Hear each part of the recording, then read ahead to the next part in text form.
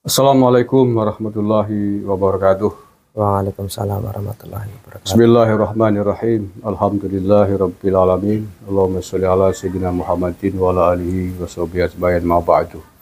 Saudara-saudaraku sebangsa setanah air yang saya cintai, saya banggakan, bertemu lagi dengan Wong Banyumas. Alhamdulillah pada hari ini kami kedatangan tamu. Beliau adalah Ustadz Mangil, Ustadz Ismail dari Sumbang, Banyumas, Jawa Tengah. Ada kisah yang menurut saya menarik dan perlu diambil hikmahnya buat pelajaran kita semuanya, terkait apa yang menimpa Ustadz Mail ini. Ya, ini terkait kehidupan pribadinya, kehidupan keluarganya yang rusak gara-gara campur tangan oknum yang katanya Habib.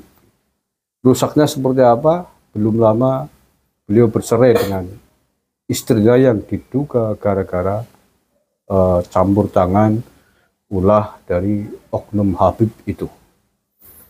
Nah, seperti apakah kronologinya, kisahnya nanti akan kita wawancara langsung dengan Ustadz Mangil. Mudah-mudahan ini menjadi hikmah pelajaran bagi kita semuanya.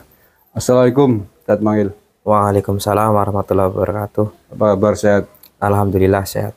Alhamdulillah. Ya, sebelumnya kami ikut mengucapkan prihatin dengan apa yang menimpa keluarganya Mas Mangil ya. Ya. Mudah-mudahan menjadi pelajaran bukan hanya bagi Mas Mangil sendiri, tapi juga bagi seluruh pemirsa yang menonton video ini.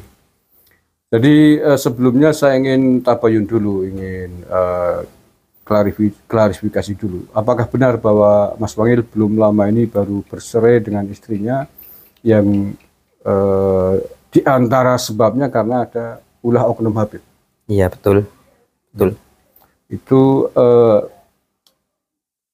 putus cerainya sudah lama atau belum? Sekitar dari proses sampai sekarang sih belum, sekitar 3 bulan lah. 3 bulan. Putus cerainya resminya bulan apa? Juni? Bulan ini, bulan kemarin. Berarti baru 1 bulan ya? Baru 1 bulan. Oke, baik. Artinya fake ya bahwa Ustadz Mangil ini baru saja bercerai dari istri dah. Perlu diketahui Mas Mangil adalah santri dari salah satu pondok pesantren di Purwokerto. Begitu juga istrinya juga, walaupun bukan mondok ya, tapi jamaah di pesantren yang sama. Oke, Mas Mangil mungkin perlu mungkin bisa diceritakan awal mulanya seperti apa sampai kemudian Mas Mangil bercerai dengan istrinya. Dan mungkin pertama kali bisa diceritakan istrinya Mas Mangil itu kenal Habib itu bagaimana awal mulanya sampai kemudian. Baik. Assalamualaikum warahmatullahi wabarakatuh. Jadi awal mula ada kisruh dalam rumah tangga saya itu berawal dari istri saya itu suka mendatangi sholawat para Habib. Kemudian istri saya itu mempunyai nomor Habib tersebut yang katanya ngaku Habib lah. Kemudian istri saya sering WA sama dia sampai larut malam. Lah, suatu saat ada WA yang saya baca, itu ada kata-kata yang kurang baik lah menurut saya, karena itu kata-katanya itu mengganggu keharmonisan rumah tangga saya. Karena itulah saya berkata kepada istri saya, kok katanya ini ngakunya kan syekh ya, kok WA-nya kata-katanya seperti inilah, saya nggak suka gitu loh. Apa itu, rayuan atau apa? Ya sistem kayak mesum gitulah. Oh, cat mesum berarti ya? Iya, cat mesum. Saya mulai marah-marah sama dia, tapi dianya itu tetap membela dia, bukan malah membela saya. Dah dari situlah pertengkaran-pertengkaran sering terjadi, tapi pada intinya dia berpihak pada si pelaku, bukan kepada suaminya gitu loh. Kepada oknum Habib itu. Iya, dia memang pernah datang ke rumah saya. Dia memang pernah Oknum Habibnya yang datang. Iya, bertemu dengan saya, dan dia juga bilang saya bin ini, tapi saya nggak menanggapi sih waktu itu. Itu sesudah atau sebelum rame-rame masalah polemik Nasab Habib? Sebelum.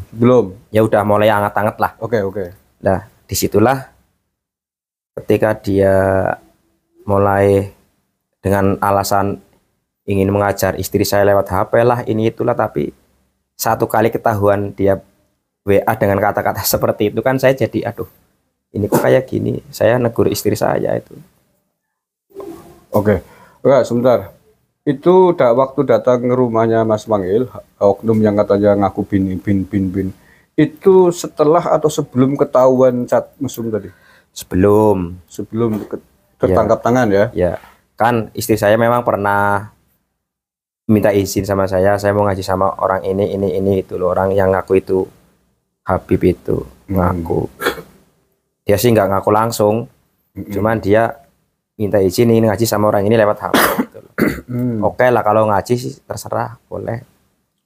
Tapi pada akhirnya kok dia WA dengan kata-kata yang kurang baik itu yang tadi saya sebutkan. Dari situlah mulai ada kekisruan, keramaian dalam rumah tangga.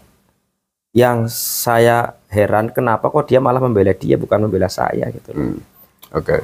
Kalau menurut keterangan hadis yang saya pernah baca di dalam kitab kan, jika seorang suami tidak mempunyai rasa cemburu kepada istri ketika istri melakukan ini itu yang nggak benar, khususnya dalam pergaulan lah, itu kan namanya dayus. Dayus kan ya.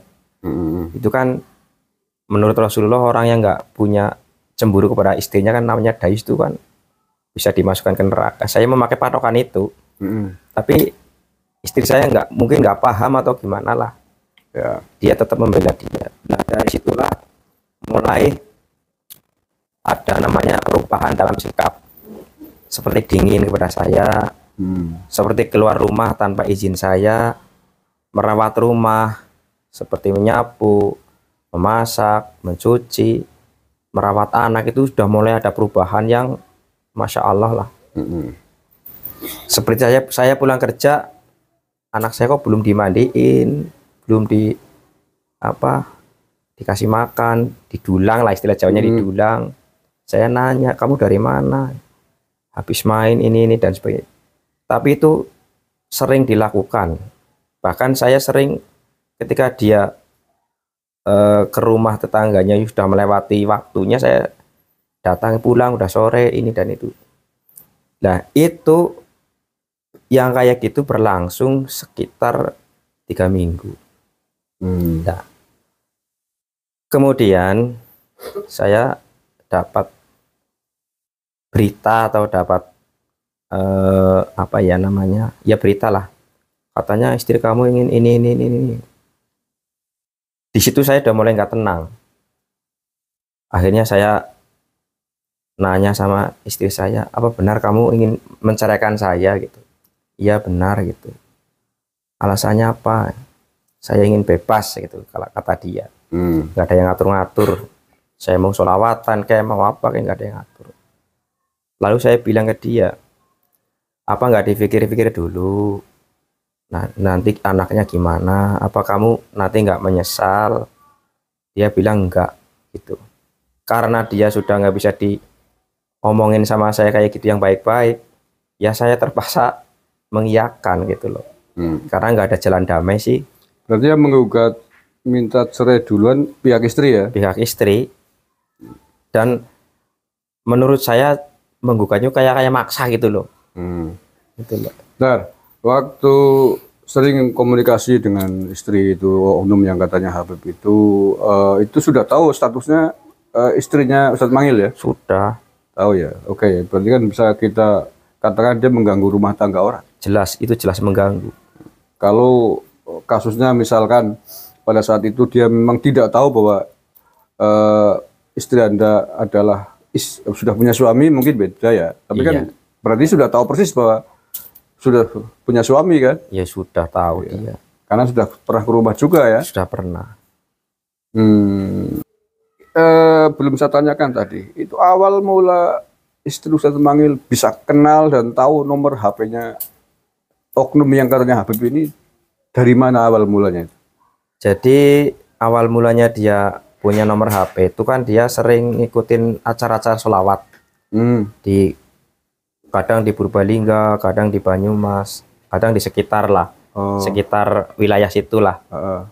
Itu dia dapat nomor HP dari orang itu Oh, langsung. itu loh. Kok bisa berhubungan? Biasanya kalau majelis selawatan itu kan banyak banget orang.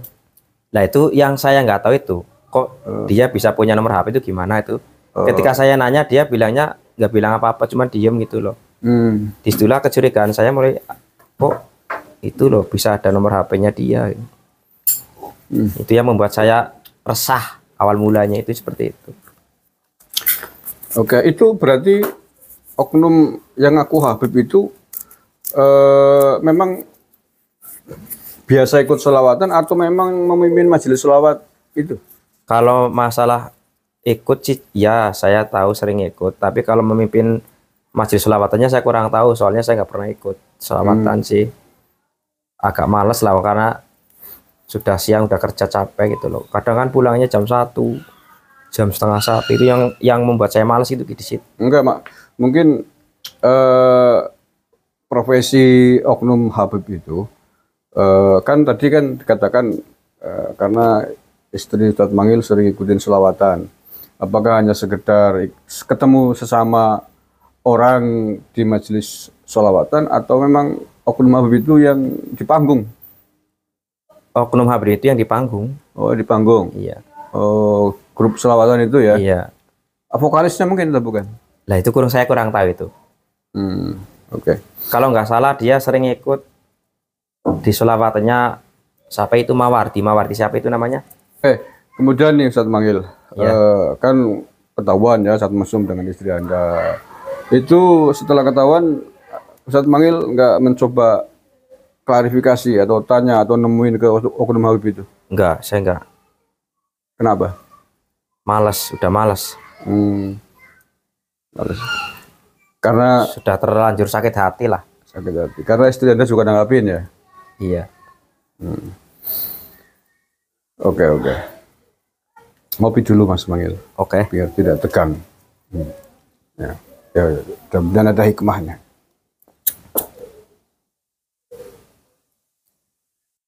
Ustadz Mangil berapa tahun berjodoh atau beristri dengan istri? Kurang lebih 9 tahun. 9 tahun. Dia punya anak berapa? 2 2. perempuan semua. Semua ya. Yang paling kecil umur berapa tahun? 4 tahun. 4 tahun. Yang satu lulus TK. Nah, berarti sekarang statusnya sudah putus cerai ya? Sudah. Karena gugatan dari istri Anda itu. Iya betul. Anaknya ikut istri? Ikut istri, tapi kadang ya ikut saya karena dekat, masih dekat. Loh, Ustadz Mangil masih tinggal di rumah. Kan udah cerai, pindah berarti? Sekarang posisi saya ngontrak di rumah orang ya. Tapi tidak jauh dari rumah istri Anda? Ya nggak terlalu jauh. Jadi kalau anak saya butuh saya bisa datang ke saya dengan mudah gitu. Oke.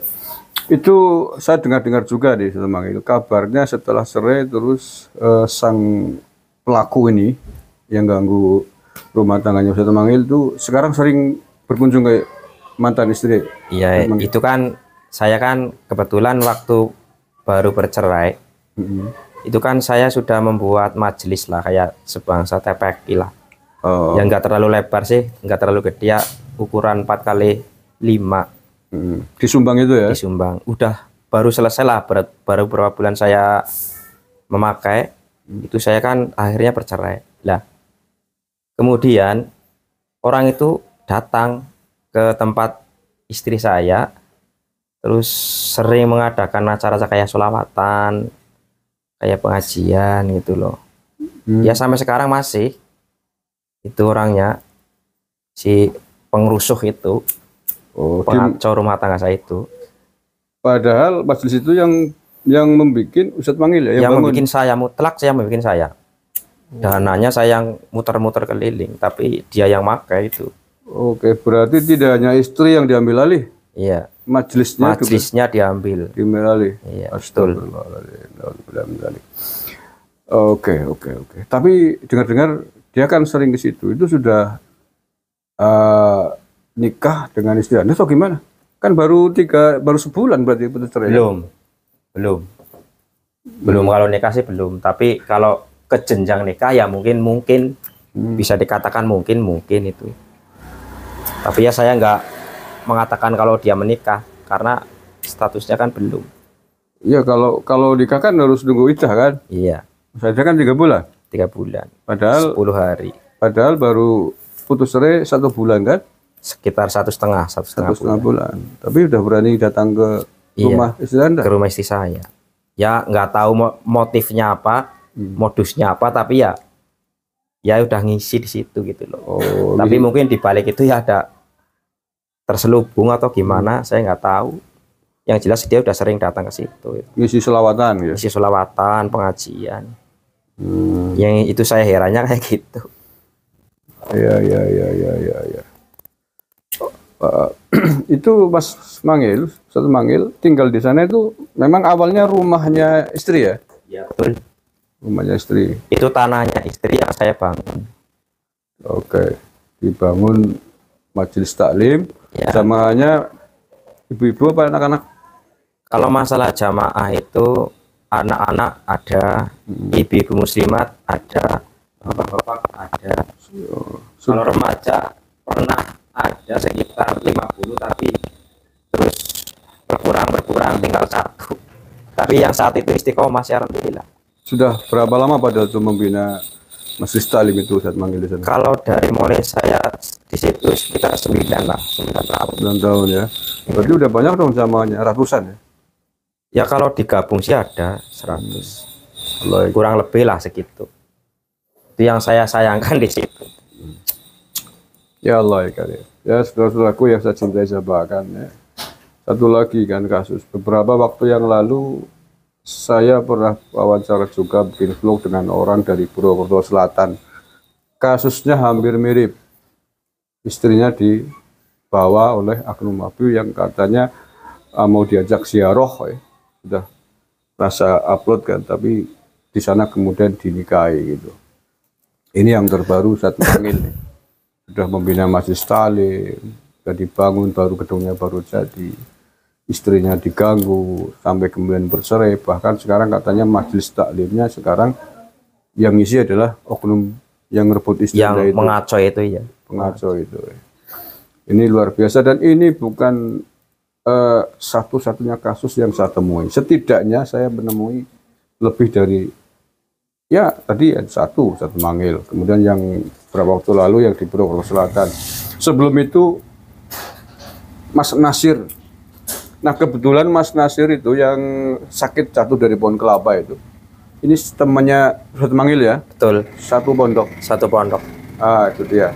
Satu pondok yang sama, istrinya dari korban rayuan oknum yang mengatakan Habib. Kalau yang Mas Nasir itu yang jatuh dari pohon kelapa, orang Cilongok itu bahkan jelas-jelas pelakunya adalah oknum Habib. Oh, Mas Nasir sakit parah, tergeletak karena jatuh dari pohon kelapa, nggak bisa berjalan.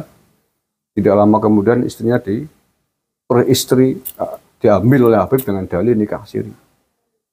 Walau alam biswab. Tapi faktanya setelah itu kemudian sampai hamil itu jandanya Mas Nasir itu karena diambil oleh sang Habib itu 4 bulan hamil ditinggal pergi sampai melahirkan yang ngurusi adalah pondok. Sang Habib itu nggak tahu kemana. Dan menurut Mas Nasir itu pasca itu juga ada yang menikah siri lagi sesama oknum itu. Nah ini kan bukan 1-2 kejadian, tapi banyak hal kejadian yang dilakukan oleh oknum-oknum yang mengaku sebagai keturunan Nabi. Ini kan luar biasa. Ini semakin menguatkan bahwa mereka sesungguhnya hanya mengaku-ngaku saja. Mengaku-ngaku sebagai keturunan Nabi SAW. Padahal akhlaknya, perbuatannya jauh dari apa yang diajarkan oleh Rasulullah itu sendiri. Ya contohnya yang ini sekarang sedang dengan saya ini, pelaku langsung bukan jari-jari atau pengapa, bukan pelaku, korban langsung dari kebrutalan akhlak orang yang mengaku katanya bin dari kalangan Habib itu. Naudzubillah min dzalik, naudzubillah min dzalik. Oke, Kang Mangil, terakhir, Ya, mungkin dari pengalaman hidup rumah tangga Ustadz Mangil sendiri ini, apa yang ingin Ustadz Mangil sampaikan? Satu buat mantan istri Anda, dan yang kedua buat sang Habib atau orang yang ngaku Habib itu yang ganggu istri Anda. ya pesan saya ya jangan apa namanya terlalu dekat-dekat dengan Habib lah, karena ya kayak gitu kebanyakan merusak rumah tangga orang termasuk saya ini. Dan saya juga berpesan kepada Habib-Habib yang dimanapun berada, tolonglah jangan suka mengganggu istri orang. Sudah tahu punya suami malah diganggu, itu yang benar-benar saya nggak suka gitu loh. Jadi saya berpesan kepada Habib-Habib dimanapun berada, jangan suka mengganggu istri orang gitu. Oke. Terus ini Kang Mangil, saya sudah menemui beberapa kasus. Biasanya wanita pribumi atau biasa mereka sebut akhwal ya, yang dinikah oleh oknum Habib, biasanya itu nggak lama. Ya, Bosan paling ditinggal, biasanya sudah. itu banyak sekali. Banyak. Nah seandainya nanti mantan istri Ustadz Mangil diperlakukan hal yang sama, nggak lama tuh ditinggal, kemudian minta rujuk kembali dengan Ustadz Mangil, kira-kira gimana tanggapan Ustadz Mangil? Kalau untuk menjawab di sini saya agak berat lah ya. Ya. Kalau saya mau bilang iya gimana, bilang enggak gimana, karena itu kan urusan hati. Jadi kalau dipublikasikan kan agak berat gitu loh. Oke. Jadi ya belum bisa menjawab. Oke, boleh dijawab, boleh juga tidak, karena itu urusan pribadi ya. Iya.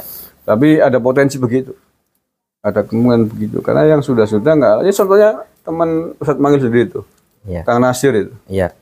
sakit parah, istrinya tiba-tiba diperistri oleh Habib, hamil 4 bulan, ditinggal sampai melahirkan yang ngurusi. Iya. Saya melihat sendiri itu, masya Allah, kasihan sekali. Nah, itu dia. Ya, ini menjadi hikmah pelajaran bagi kita semuanya. Hikmahnya di mana Anda bisa mengambil sendirilah. Layakkah mereka zuriyah Nabi sallallahu alaihi wasallam? Layakkah mereka disebut sebagai pewaris Nabi, pewaris akhlaknya, pewaris ilmunya? Menurut saya jauh dari layak. Menurut saya bahkan sudah kurang ajar, mengganggu istri orang. Padahal santri ada yang lagi sakit, tega-teganya melakukan itu semuanya.